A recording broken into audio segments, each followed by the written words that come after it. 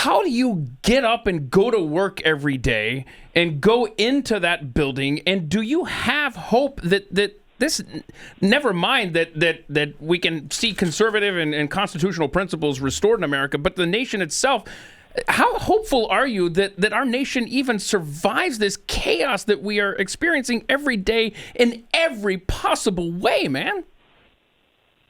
So just as a little update in real time, the reason I'm stuck in traffic is because we've got a bunch of Free Palestine protesters. Oh, my God. Oh, jeez. No, seriously, I literally, a Capitol Police guy, I was like, hey, what's going on?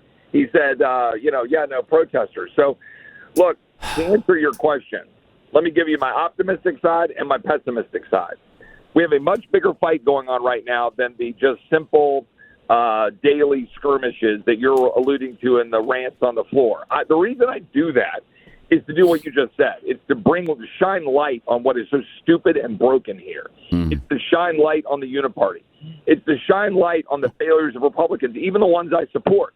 For example, when I've highlighted some of the things that President Trump wasn't able to get done, partly because of decisions he and his administration made, partly because of the idiots in Congress, right? I think it's important to highlight those things so that we can force change. But you just asked the question that's the most important. I'm going to start pessimistic.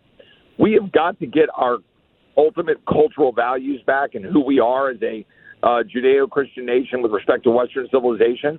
We've got to put that thread back together or we're going to implode. It is the thread that held us together over our foxholes from all walks of life, all across the country, sitting in a foxhole in Bastogne in 1944 from Texas or New York, California or Florida. They were bound together by shared values. Now, we have 28% of our country that says they're unchurched. About over half of those are under, I think 70% of those are under 50, and frankly, a lot of males. That's a problem. We've got to get back to our core values in Western civilization of who we are.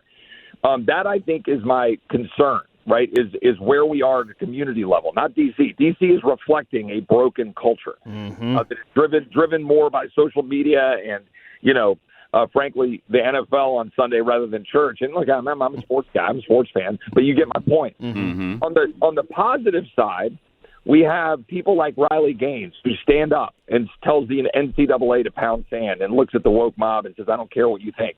Mm-hmm. People like Chloe Cole, the little girl that was, went through a transgender surgery and then realized, oh, my God, I'm not going to be able to be a woman and a mom, and then detransitioned, and she's been a voice for sanity.